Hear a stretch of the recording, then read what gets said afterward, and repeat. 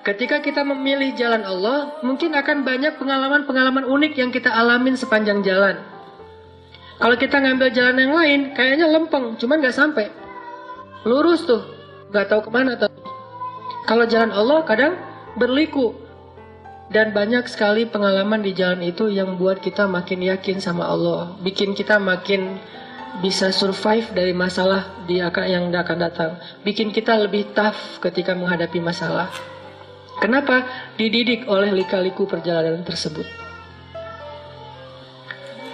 Saya sama istri saya aja. Istri itu dulu ke Mesir beasiswa. Saya nggak lulus. Jadi pas saya ikut tes beasiswa, yang ngetesnya juga bete ngeliat muka saya. Ngapain kamu? Mau ke Mesir, Pak? Enggak, pulang aja, suruh pulang. Nggak lulus gitu coba. Akhirnya karena nggak lulus beasiswa, saya ngumpulin uang untuk berangkat sendiri. Pokoknya saya harus berangkat. Istri saya lulus beasiswa, langsung dibeliin tiket, udah ditetapin beasiswa selama di Mesir berapa sebulan, dapat tempat tinggal. Pokoknya tinggal tanggung beres aja. Saya harus mikirin semuanya sendiri. Traveling nggak bawa uang sama sekali, karena uangnya habis untuk beli tiket return, masih visa turis, jadi harus beli tiket PP. Alhamdulillah sampai di sana dapat visa pelajar, setelah sebulan di refund tiketnya, jadi bisa dapat walaupun ada penalti potongan berapa persen.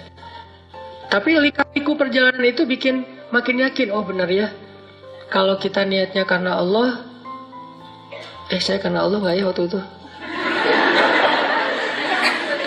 Nggak, walaupun nggak murni-murni amat lah, saya nggak mau menganggap di paling soleh ya. Cuman perjalanan waktu itu, kalau mau jujur mah, kenapa ke Mesir? Pengen jalan-jalan sih. Bukan ke Al-Azhar, bukan sebetulnya. Cuman kalau nggak ke Al-Azhar nggak dapat visa, ya udah ke Al-Azhar deh, biar dapat visa gitu. Tapi pas udah masuk ke Al-Azhar, Masya Allah ulama semua nih. Gelar paling rendahnya doktor. Karena LC kayak saya tuh di Mesir, kerjanya supir taksi. Itu LC. Karena tingkat pendidikan Islam di Mesir itu tinggi. Sehingga orang kalau mau jadi guru minimal doktor. S2 jaga perpustakaan. S3 baru ngajar di SD, SMP, SMA. Di kampus juga kalau S3-nya doktornya yang paling bagus nilainya mungkin. Rata-rata profesor. Pas pulang ke Indonesia, LC jadi ustadz. Jadilah kayak gini. Nah, artinya saya lika-liku perjalanan kayak gitu, terus belajar tentang Masya Allah, Allah banyak kasih kejutan. Dan yang luar biasanya, saya sama teman-teman saya tuh, teman-teman yang beasiswa berangkat sendiri, pulang sendiri. Saya yang modal dengkul berangkat sendiri, pulang bertiga. Istri dan anak. Nikah di sana juga nggak ada modal. Yang penting lamar dulu, dan jangan kasih tahu kalau nggak ada duit ya. Lamar aja dulu. Mau nggak nikah sama saya? Tapi itu setelah beberapa lama menggunakan bahasa-bahasa ya gitu deh. Ayah kamu tukang listrik, kenapa?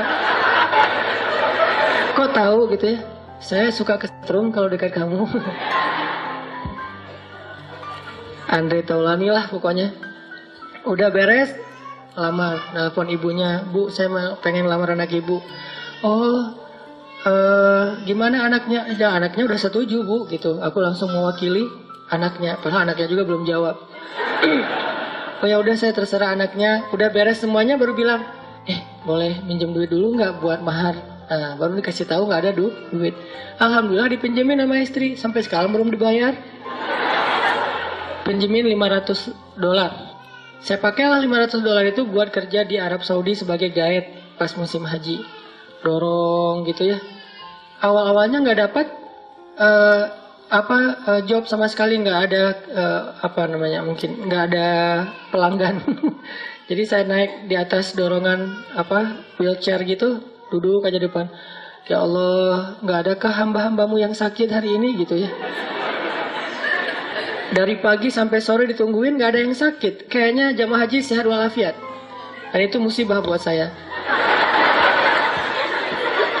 Akhirnya sore-sore ada jamaah haji Indonesia dari Solo keluar dari masjid, kelihatan kayak bingung gitu.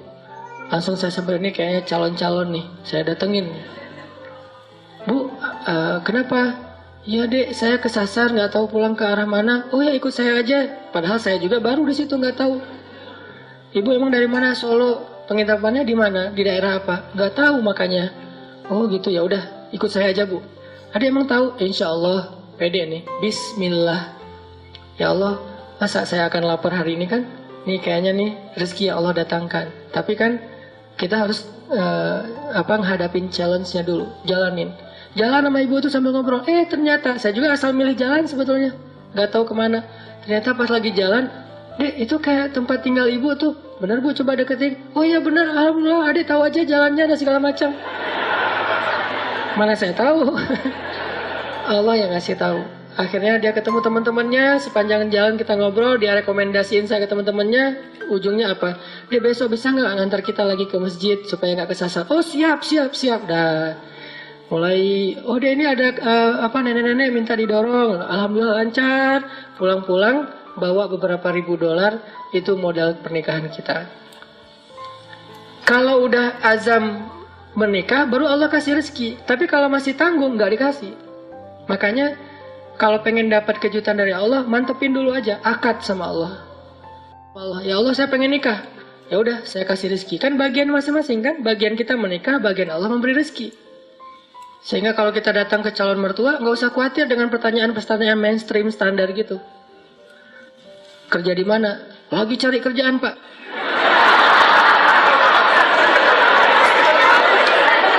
Pede gitu. Terus gimana kamu ngasih makan anak saya? Siapa yang ngasih makan? Allah. Masa dia mau bilang nggak mungkin kan ya? Kalau perlu koleksi beberapa hadis, judulnya hadis-hadis melamar. Tuh ada beberapa hadis, salah satu yang terkenal, kalau datang kepadamu anak muda yang baik akhlaknya, maka jangan ditolak. Ngomong aja, Pak, saya pernah tuh ya baca hadis, katanya sih sahih gitu. Ini kayak gini nih hadisnya, bener gak ya Pak? Oh bener nih hadisnya emang sahih. Ini maksudnya gini nih Pak, jangan ditolak. Itu gimana maksudnya Pak? Itu tips, insya Allah gak bakalan ditolak teman-teman. Tuh kayaknya 90% kemungkinan diterima, cuman 2 tahun lagi. Saya terima deh, cuma jangan sekarang, nanti aja. Setelah kamu dapat kerjaan, angger ya, tetap aja. Oke, jadi gimana kita nge-recovery emosional kita?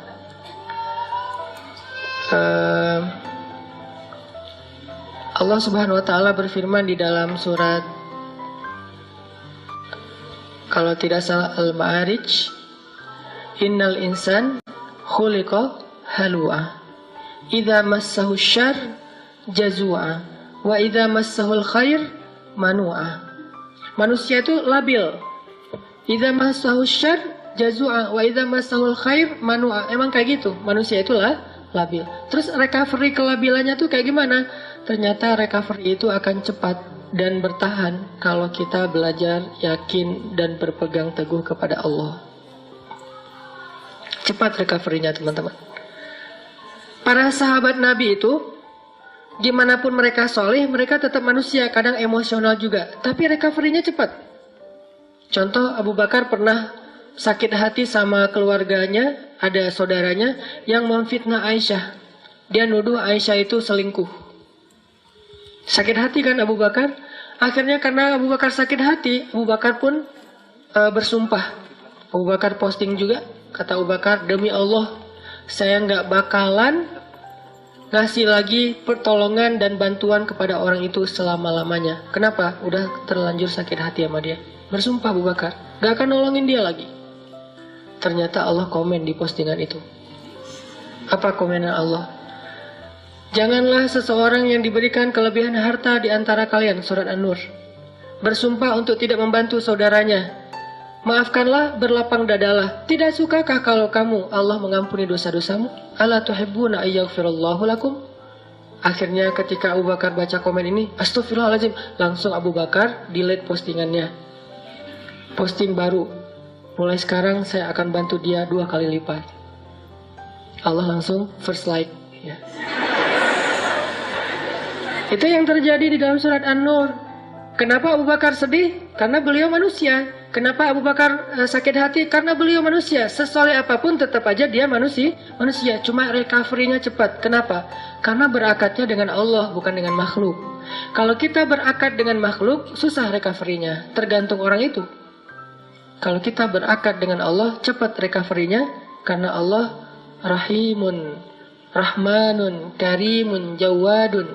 Allah itu maha baik. Misalnya, kita marah sama orang lain.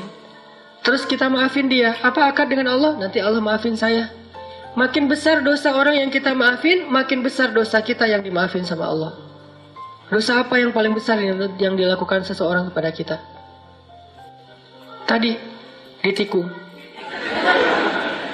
Ustadz, nggak mudah Ustadz maafin yang kayak gitu-gitu. Ustadz, saya tuh udah berusaha ya selama 5 tahun. Di tahun kelima ternyata gagal gara-gara dia. Padahal dia datangnya cuma beberapa bulan terakhir. Kenapa bisa nikung? Dia teman curhat kita. Kita curhat ke dia, ternyata dia dapat info dari kita, dia jalan duluan. Kan sakit banget tuh. Makin sakit, makin berat, makin besar dosa yang kita maafin dari orang lain, berarti makin besar dosa kita yang dimaafin sama Allah. Minimal 10 kali lipat. Itu akadnya, sehingga jadi ada motivasi untuk memaafkan orang. Ya udah deh, saya maafin biar Allah maafin saya. Emangnya kita nggak punya dosa?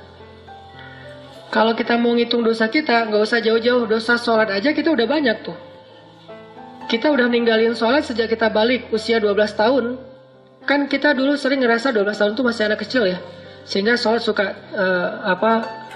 belang-belentong gitu, nggak rapi. Kadang sholat, kadang enggak. Yang rajin cuma sholat maghrib doang ya. Isya subuh udah kelewat. Terus pas udah ABG dikit, usia 17 tahun masih sholat, cuma sering menjamak. Subuh dijamak dengan duha misalnya. Sholat juga subuh, tapi jamak. Dan itu istiqomah banget loh. Jadi dari bab sholat aja kita udah bermasalah, udah banyak dosa nih. Gimana mau amal-amal yang lain? Berarti caranya gimana? Maafinlah kesalahan orang yang lain supaya Allah maafin kesalahan kita. Akadnya sama Allah, recovery-nya gampang. Saya pernah pas di Bandung, mobil ditabrak dari belakang, serempet.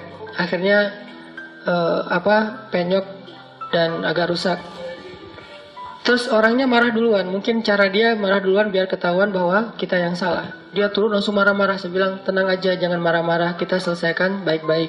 Akhirnya dia agak down dikit, agak nyaman dikit, ngobrol. Tapi tetap aja keras, nggak mau. Dan pas di ini dia nunjukin kartu bahwa dia anggota. Nah, karena dia anggota nggak mau ribut, ya udahlah, saya ganti rugi 2 juta.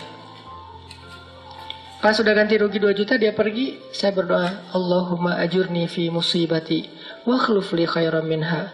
Ya Allah, saya dapat musibah nih. Beri dong ganti yang lebih baik darinya. Tinggal minta aja sama Allah kan. Akhirnya yang tadi kita udah kayak ngerasa sedih banget gara-gara kita udah mobilnya rusak, harus bayar ganti rugi orang lain yang salah lagi tuh, karena dia mungkin pakai kekuasaannya daripada nanti ramai dan makin besar, habisnya udahlah 2 juta. Tapi minta ke Allah gantinya 20 juta. Lebih baik dari yang kita berikan.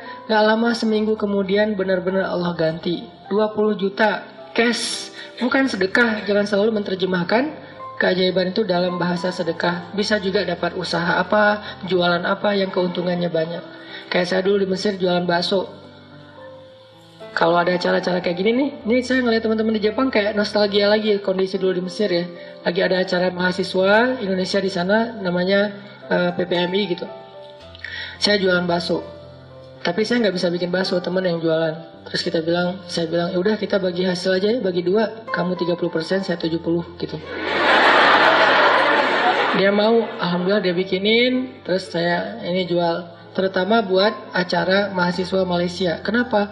Karena menurut saya orang Malaysia nggak bisa ngebedain bakso yang enak sama yang enggak. Soalnya di Malaysia nggak terlalu banyak kan. Kalau di Indonesia kan banyak tuh bakso. Akhirnya jual ke Malaysia. Nggak terlalu enak juga, mereka, wah enak Pak Cik, tak apa-apa gitu ya. Udah jualan. Kalau orangnya enakan. Orangnya nyaman gitu, saya kasih baksonya banyak. Kalau orangnya mukanya agak-agak kurang nyaman, kasih aja 2 lah. Nggak usah banyak-banyak datang. Pak Cik, mau bakso? Oh ya, kasih 10. Datang lagi, diam-diam, mau apa? Bakso, kasih 2. Pas, kok beda? Beda bangetnya. Wajahnya beda. Kalau yang datang macet-macet, 15 lah gitu ya. 15 macet, 15 mah. Untung nggak? Untung tetap alhamdulillah. Jadi kenapa? Karena kita berakatnya kalau hilang sesuatu Allah yang ganti. Saya pernah mau acara sholat tahajud malam-malam. Acaranya jam 2 malam, saya baru bangun jam 2. Telat kan? Akhirnya panik, nyamber HP, jatuh, pecah layar depannya, udah nggak bisa kepake. Itu HP sekitar harga 2 juta lah. Jatuh, langsung ya Allah beri saya ganti yang lebih baik. Nah ini juga jatuh bukan apa-apa ya, karena pengen tahajud, pakai diomongin lagi. Terus berangkat nih, pulang-pulang jam 10 pagi Allah ganti dengan waktu itu baru keluar tuh Note 5 harganya 10 juta, diganti cash. Kadang Allah nggak gantinya dalam bentuk fisik, dalam bentuk nominal, dalam bentuk sesuatu yang materi, tapi diganti dengan yang lain, kebahagiaan. Mungkin kita kehilangan sesuatu, hilang motor, tapi dapat jodoh, mau mana? Pilih yang mana?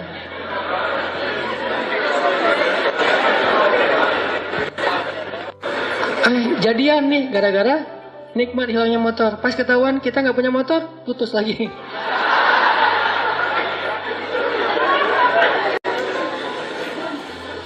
Belajar berakad sama Allah teman-teman. Itu rahasia kalau kita pengen.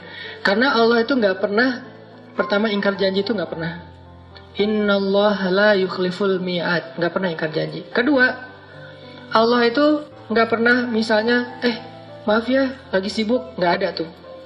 Kita WA Allah terus nggak dirit, itu nggak ada ceritanya.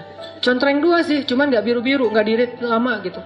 Allah ngapain sih online berkali tapi yang saya mah nggak dirit misalnya. Itu manusia banget. Allah nggak kayak gitu. Kita baru nulis, ngirim, Allah langsung typing. Bukan cuma dirit, langsung bales. Gak mungkin Allah tuh ngebiarin kita minta terus nggak dibayar, nggak dibales lama. Nggak mungkin. Dan nggak mungkin juga Allah misalnya habis pulsa, habis kuota, itu nggak ada. Ala kulli syai'in qadir, maha kuasa atas segala sesuatu. Jadi kayaknya paling nyaman berakad itu sama Allah. Cuman kita harus ngerti cara Allah bermuamalah dengan kita. Tidak selalu materi, karena buat Allah materi itu nggak berharga banget. Kalau seandainya berharga, pasti Allah ngasih semua kita kekayaan. Tapi ternyata orang soleh nggak semuanya kaya. Tapi orang soleh itu rata-rata, bukan rata-rata, semuanya bahagia. Makanya tadi subuh saya cerita ada teman misalnya, baru hijrah, dia bilang gini, Ustadz, kenapa ya sejak hijrah hidup saya agak-agak kayak rezekinya jadi seret gitu, jadi susah.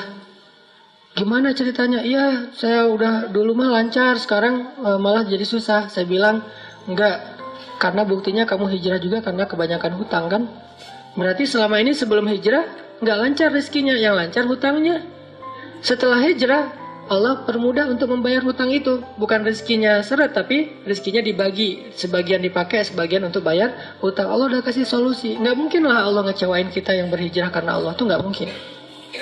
Jangankan Allah nih, Nabi Muhammad aja nggak pernah membiarkan ada yang datang ke beliau ditolak dalam keadaan nggak dikasih apa-apa, itu nggak ada. Semua yang datang ke Nabi meminta sesuatu, pasti pulangnya membawa sesuatu. Apa aja? Pernah Nabi lagi jalan pakai baju baru gitu, baru dikasih sama Raja Khurasan, kasih baju. Bajunya warna merah, bukan gamis ya, baju biasa warna merah, dipakai sama Nabi. Terus dilihat sama orang miskin, sahabat ngomongnya, Muhammad itu baju bagus juga ya gitu. Nabi pas diomongin kayak gitu, Nabi tanya kenapa mau gitu, mau dibuka sama Nabi. Nabi pulang nggak pakai. Dan Nabi juga kalau pulang nggak pakai baju masih keren ya, six pack gitu. Kita nggak pakai baju zero pack kan agak-agak gimana gitu kan ya. Kan perut Nabi itu six pack kata sahabat, seperti batu yang tersusun kan. Itu karena mungkin beliau bukan nge-gym sih, sering naik kuda, itu kan kayak orang bisa seluruh tubuhnya tuh gerak, akhirnya bagus badan Rasulullah. Nabi nggak pernah mau ngecewain orangnya. Terus Nabi jalan pakai syalnya syal baru gitu. Untungnya nggak pakai kupluk baru ya, pakai syal doang gitu. Datang orang Badui, ditarik syalnya, dilepas sama Nabi, dikasih. Ada yang datang ke Nabi, ke Aisyah misalnya, Aisyah tuh cuma punya 3 butir korma, dari pagi belum makan. Untuk sahur aja nggak dimakan karena pengen dipakai untuk buka puasa hari itu. Datang satu orang ibu dengan 2 anaknya. Karena lapar bilang, Aisyah saya belum makan dari pagi. Aisyah langsung ngambil ngasih. Jadi nggak makan sahur, nggak berbuka puasa. Kenapa? Karena sifat Nabi itu tidak ada yang datang kepada beliau pulang dalam keadaan tangan kosong. Itu nggak ada. Nabi aja kayak gitu, apalagi Tuhannya Nabi, Allah Subhanahu Wa Taala. Nggak ada yang datang kepada Allah pulang dalam keadaan kecewa, itu nggak ada. Kalau dia kecewa, berarti dia nggak ngerti cara berakad sama Allah. Dia salah faham dengan cara-cara Allah. Kalau dia ngerti Allah, nggak bakalan kecewa. Dia tahu banget Allah maha baik. Allah yang selama ini nolongin saya. Allah yang yang menyelamatkan saya. Alam yajidka yatiman fa'awa. Wa wajadaka dhallan fahada. Wa wajadaka ailan fa'aghna. Dan Allah itu tergantung prasangka hambanya kepada Allah. Kalau kita berprasangka baik, Allah akan ngasih apa yang kita persangkakan 10 kali lipat lebih baik. Kalau kita berprasangka buruk, maka Allah seperti yang kita prasangkakan. Jadi tergantung kita nih, mau gimana? Mau dapat nikmat, ya udah, Allah maha pemberi nikmat. Mau dapat jodoh, Allah maha menciptakan segala sesuatu berpasangan. Gak mungkin saya dibiarkan sendiri. Masa kita kalah sama Julaibib? Budak yang bahkan tidak bernilai di mata orang-orang Quraisy, dia nikahnya sama seorang putri raja. Ini kayak dongeng gitu kan? Kenapa? Karena Julaibib nggak pernah berputus asa kepada Allah, nggak pernah suuzon sama Allah. Datengin ditolak, datang lagi ditolak. Kadang kita kayak gitu banget hidup. Datang udah 3 kali ditolak, akhirnya putus asa, udah pakai selebaran, taruh di pintu-pintu rumah. Mau nggak nikah sama saya? Siapa yang mau tolong hubungin nomor telepon ini. Kalau nggak mau jangan dibalas udah. Ternyata dari 100 selebaran nggak ada yang nyangkut. Karena kita naruhnya di rumah kontrakan yang belum ditempatin. Wah. Ini maksudnya husnuzon sama Allah. Jangan suuzon. Begitu kita husnuzon sama Allah, baru berbaik sangka. Kadang-kadang kita baru membatin, Allah udah kabulkan. Di Bandung tuh banyak tuh kejadian kayak gitu. Hal-hal yang menurut saya dulunya terjadi di zaman para ulama, sekarang terjadi di zaman kita. Kok bisa ya? Mirip dengan kisah Imam Ahmad bin Hambal yang datang ke Basroh gara-gara ada yang beristighfar kan di Basroh. Itu terjadi loh di Bandung dengan saya. Suatu hari saya datang ke masjid markasnya Pemuda Hijrah, Masjid Al-Latif di Bandung. Ada rapat gitu, kita sering rapat, terus karena macet, saya nggak mau naik kendaraan sendiri, pesan ojek online, berangkat. Dari pagi sampai sore. Di masjid itu, saya sholat zuhur dan asar ngimamin. Karena lagi ada saya di situ, ya udah sekalian ngimamin. Pas sudah selesai asar, udah beres semua rapat, saya order lagi, ada yang ngambil, ojek online, jalan. Di tengah jalan orangnya ngobrol, Mas, suka sholat di masjid itu juga? Saya bilang, ya, sesekali, saya bilang. Iya ya, masjid itu ramai sekarang, anak-anak mudanya luar biasa itu masjid. Saya juga suka sholat di situ, kata dia. Itu ada tuh imam muda, siapa namanya di situ teh? Muzammil. Iya ya Muzammil tuh suaranya bagus ya. Ya alhamdulillah. Mas suka ikut talim juga di situ. Kadang-kadang saya bilang. Oh iya hebat, itu talimnya ramai banget tuh. Ada juga tuh ustadz siapa gitu yang suaranya kayak cewek, kata dia.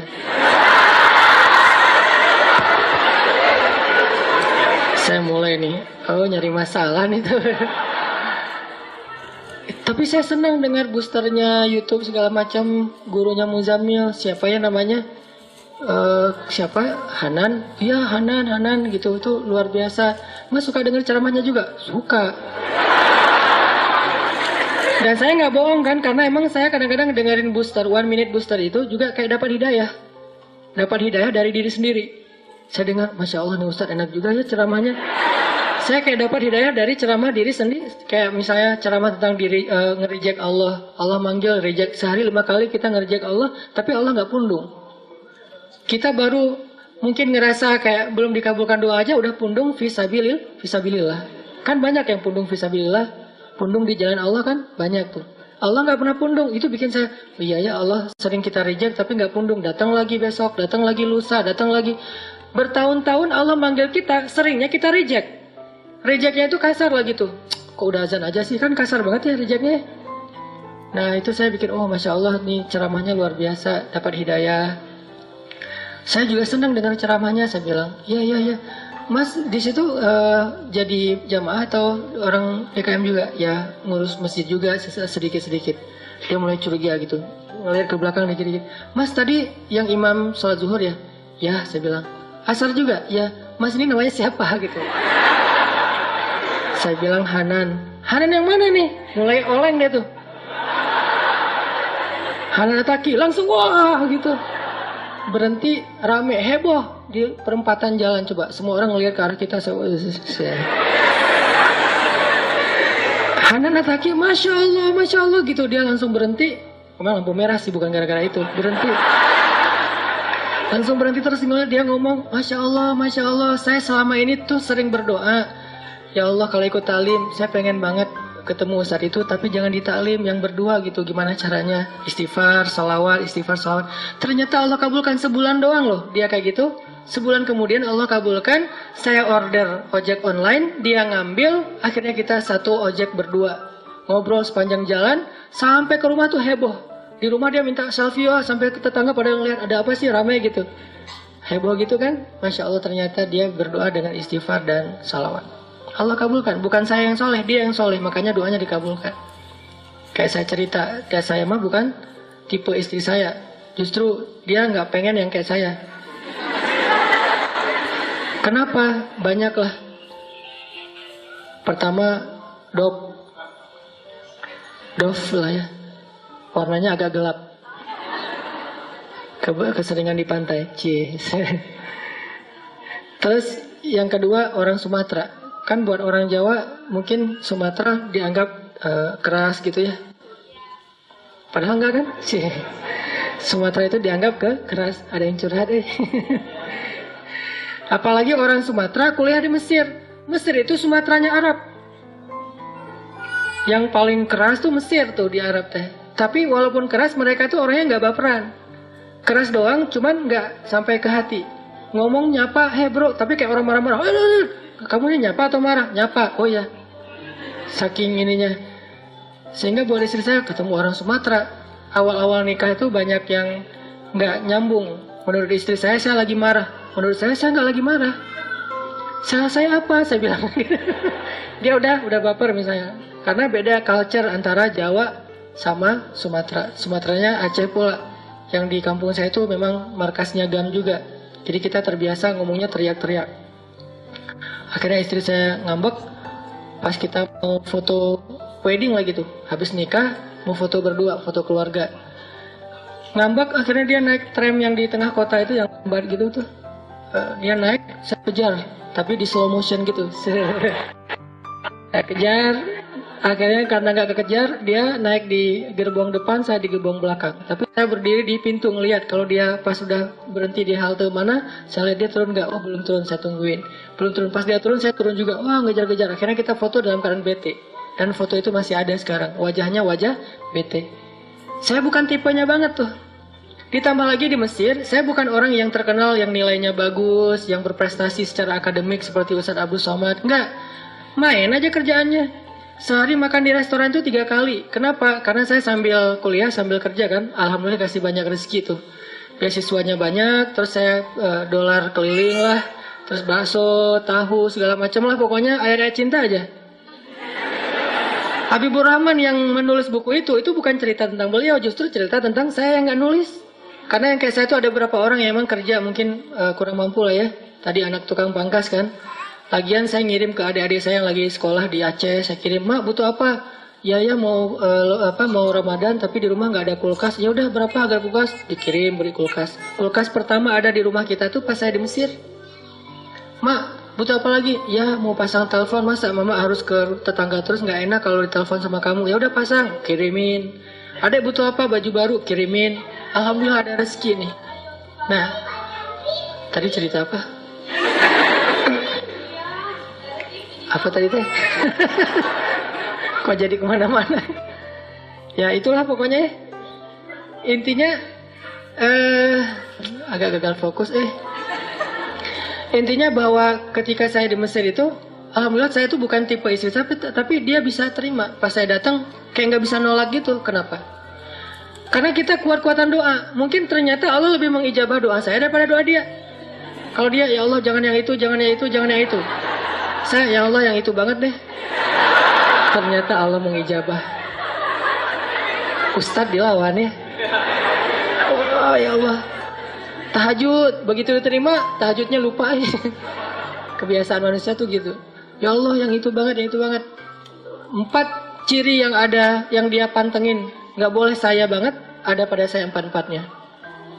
Pas saya tanya, kenapa kok kamu terima? Karena kamu punya yang kelima, apa? Hati kamu. Kenapa dengan hati saya? Enggak lah ya. Yang jelas, Allah yang menggenggam segala sesuatu. Minta aja sama Allah. Bukan sama makhluk. Makhluk boleh kita minta tolong segala macam. Cuma bergantungnya jangan kepada makhluk. Kalau kita gantungnya sama Allah, dimudahin banget. Saya tuh suka kadang-kadang, dulu kan suka ada kayak film apa, yang vampir teh apa?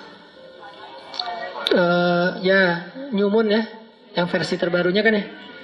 Nah, yang pas New Moon-nya kan si cowok vampirnya udah kayak meninggal gitu kan ya. Terus ceweknya caper sama cowoknya ngapain? Kayak mau bunuh diri, balapan supaya si vampirnya muncul nolongin dia gitu kan? Belum pada nonton? Kompak.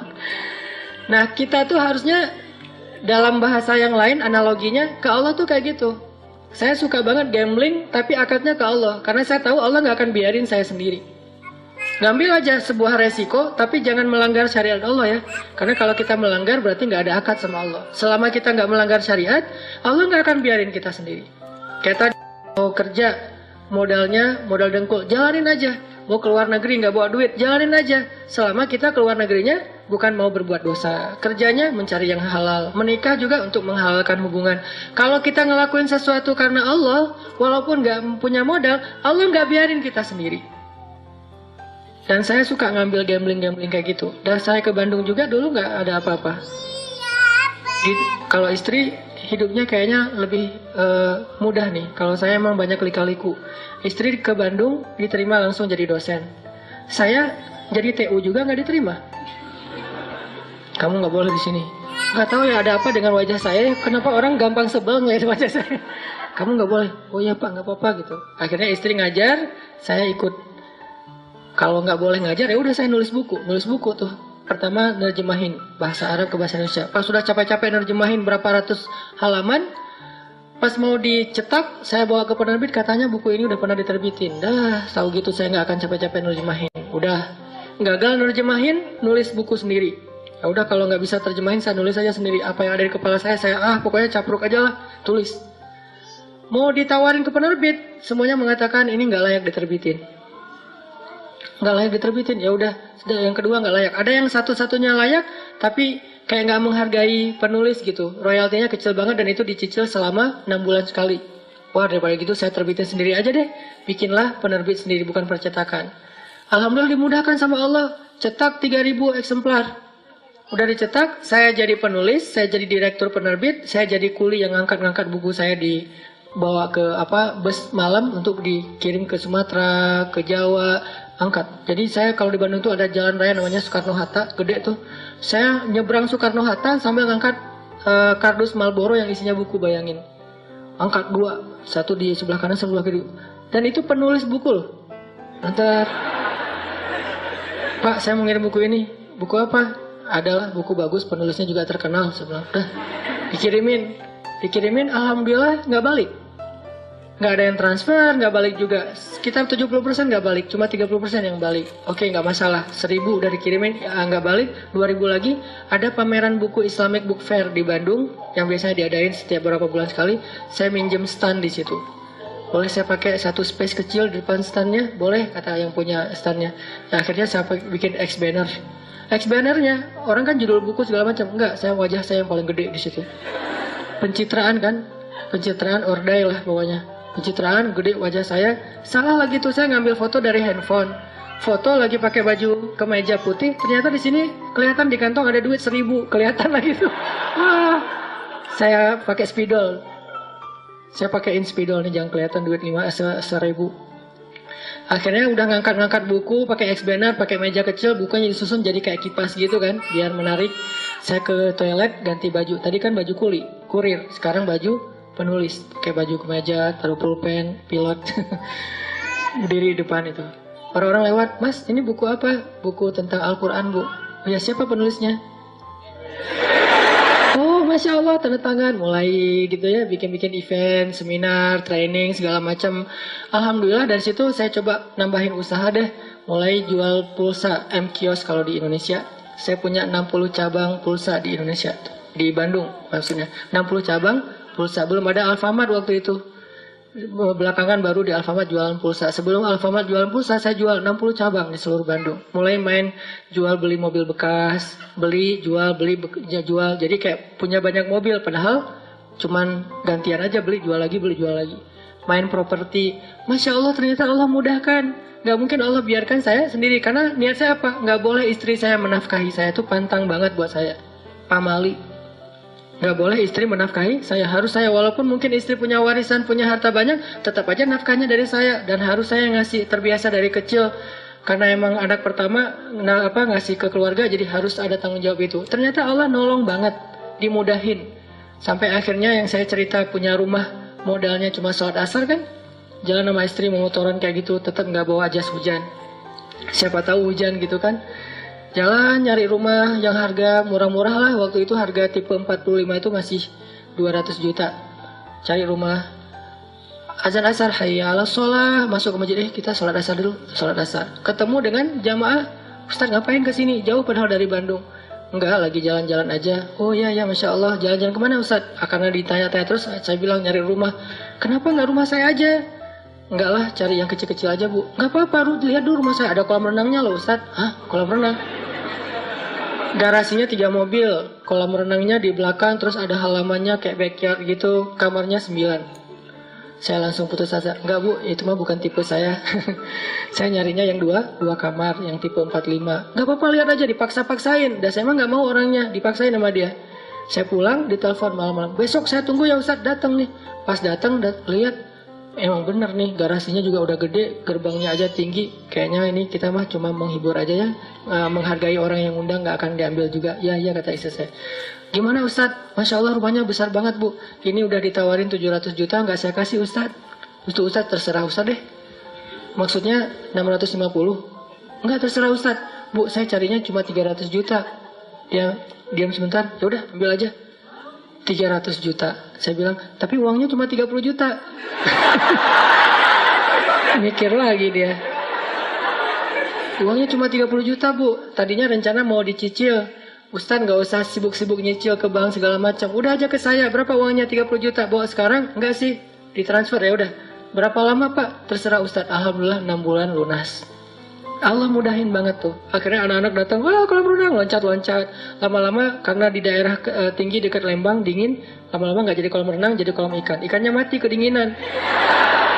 Akhirnya sekarang jadi saung, gak jadi kolam renang lagi. Artinya emang Allah mudahin banget. Dan saya selalu suka gambling gitu sama Allah. Gini jalan. Akhirnya Allah kasih, jalan Allah kasih. Pemuda hijrah itu sendiri adalah ilham dari Allah. Karena selama 8 tahun saya ngajar dari masjid ke masjid, saya ada feeling guilty. Masa sih dakwah saya gini-gini aja? Kayak nggak ngaruh terlalu banyak kepada masyarakat, cuman ke ibu-ibu yang udah rajin ngaji. Mereka mah udah pada soleh. Gimana dengan teman-teman yang masih jarang ke masjid? Mikir 8 tahun. Allah kasih ide, bikinlah sebuah gerakan anak muda. Segmennya anak main. Mulai saya deketin anak-anak main. Main apa yang paling seru anak muda nih? Misalnya BMX sama skateboard. Saya coba golosoran gitu ya, skateboard. Walaupun nggak bisa ngetrik. Wah enak ternyata. Apalagi pas misalnya di ball gitu kan, angin-anginan gitu. Terus coba Ustadz yuk ke laut, coba main surfing. Pedal, awal-awal pedal tuh tangan kaku karena kan berat banget kan pedal. Sampai pas sholat habis pedal tuh nggak bisa angkat tangan, nggak bisa gini. Jadi sholatnya nggak bisa digerakin, awalnya kaku.